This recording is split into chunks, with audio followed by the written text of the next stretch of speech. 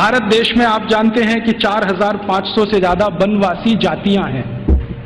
4556 हैं कुछ वनवासी जातियां, जैसे गोंड हैं, वो एक वनवासी जाति है।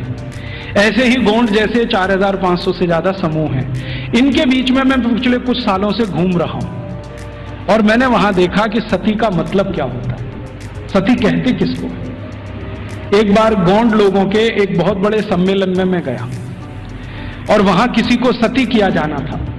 मैंने कहा चल के देखूं ये होता क्या है सती होना। तो वहां हुआ ये था कि एक महिला के पति का देहांत हो गया, स्वर्गवास हो गया, और पति का स्वर्गवास हो गया तो उसकी अंतिम यात्रा के लिए गांव के लोग जा रहे हैं।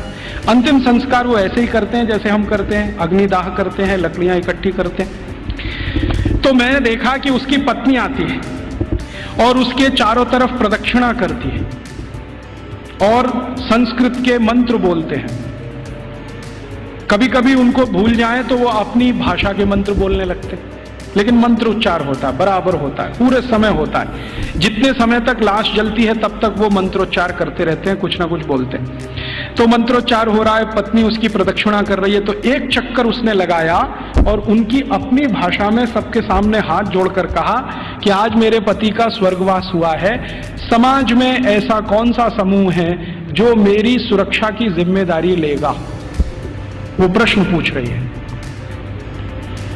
और बड़े सुंदर शब्दों में वो कह रही है कि भारत के शास्त्रों ने हमेशा स्त्री को सुरक्षित रहना ये आवश्यक है क्योंकि उसको जीवन बढ़ाना है, तो इसलिए उसको सुरक्षा की जरूरत है। प्राकृतिक सुरक्षा भी चाहिए, दूसरे तरह की भी सुरक्षा चाहिए। फिर वो पूछेगी कि क्या समाज के प्रतिष्ठित लोग, जिनको हम क्या कहें महाजन लोग मेरी जिम्मेदारी लेंगे।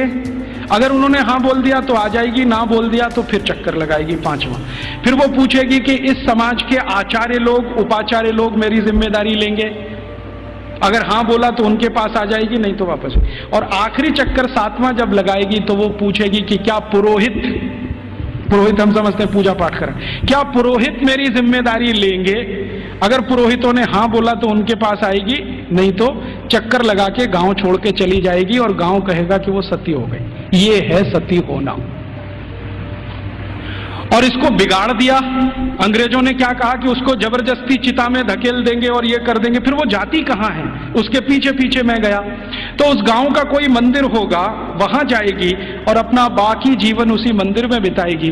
वो ये कहती है कि जब कोई जिम्मेदारी नहीं लेगा तो अब भगवान मेरे लिए जिम्मेदारी लेंगे, तो मंदिर में जाके पूजा करेगी, पाठ करेगी, अपना जीवन उसी से चलेगा उसका। और जैसे ही वो मंदिर में जाके पाठ पूजा करने लगेगी तो समाज की आदरणीय हो जाएगी और सब उसको साष्टांग दंडवत प्रणाम करेंगे। फिर हम गोंड लोग कहेंगे कि ये हमारी सती है। हम उसको एक्सप्लेनेशन क्या देंगे, वो पति के साथ जिंदा जला दी गई, वो सती है। सती होना कोई ऊंचा कर्म रहा है इस देश में, हम उसको समझ नहीं पाए।